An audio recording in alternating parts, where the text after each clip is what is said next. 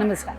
आजकाल आपण एसीचा वापर हा अनिर्बंध स्वरूपात करतो, म्हणजे कारण एसीची गरजच इतकी आहे की तो बंद करावा असं वाटत नाही. अनेक जण एसी चालू ठेवून घराबाहेर जातात आणि आल्यानंतर तो गारवा अनुभवण्यासाठी एसी चालूच राहतो. मात्र असं करणं किती धोकादायक आहे याची तुम्हाला कल्पना आहे का?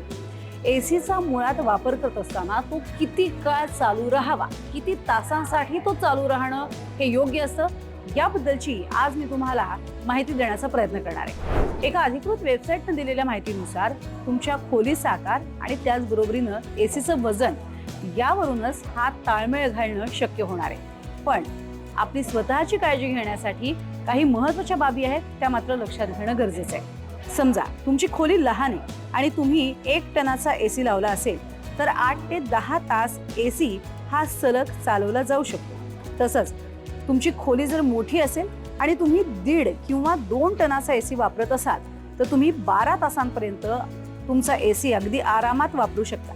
पण त्यानंतर तुम्हाला एसीला मात्र आराम द्यावा लागेल. तुम्ही जर एसी सतत यापेक्षा जास्त वेळ चालवत राहिला तर एसी ओव्हरहीट होईल. हेच होऊ नये यासाठी एसी योग्य वेळेवरतीच बंद करणं हे मात्र गरजेचं आहे. त्यामुळे एसी गार होण्यासाठी वेळ मिळू शकेल आणि ओव्हरहीटिंगची समस्या होणार नाही.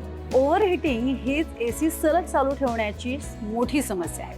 जर ओव्हरहीटिंग झालं तर कॉम्प्रेसर फुटू शकतो, आग लागू शकते आणि त्यामुळे अर्थातच इजा निर्माण होऊ शकते. याच बाबी टाळण्यासाठी एसीचा वापर करत असताना तो नेमकी किती काळ वापरावा याचं मात्र एक गणित लक्षात ठेवणं तितकंच गरजेचं आहे. तुम्हाला आमचे हे व्हिडिओज कसे वाटतात हे आम्हाला कळवायला विसरू नका आणि आम्हाला लाईक, शेअर, सबस्क्राईब करायलाही विसरू नका.